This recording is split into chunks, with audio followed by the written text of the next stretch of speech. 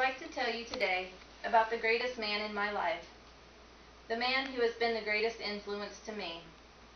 That man is my dad, John Alexander. Even though he has been gone for 9 years, the lessons I have learned from him carry on in my life today.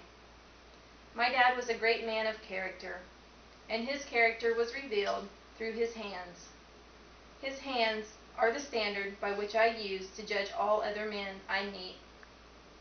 My dad's hands were swollen, calloused, and cracked, but his hands told a story of his life and how he lived it.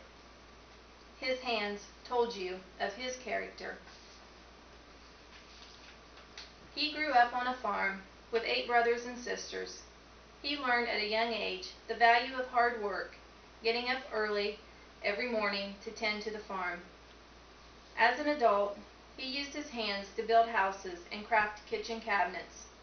He worked long, hard hours to support his wife and 7 kids.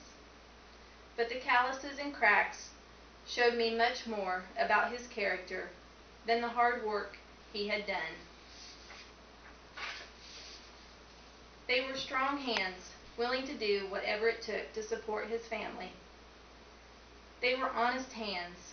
He always said a man is only as good as his word and his handshake.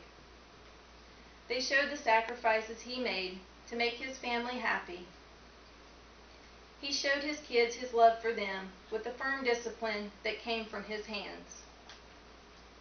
His hands showed the deep love he had for his wife as he gently caressed her and told her how much he loved her. The deep cracks in his hands held rivers of tears that he cried at the pain he suffered with the loss of his wife and 2 daughters. The reassuring, gentle touch on my back with his strong hands told me everything would be fine, made me truly believe things would be. Most people would have looked at my dad's hands and only seen the calluses and cracks and thought nothing more of it.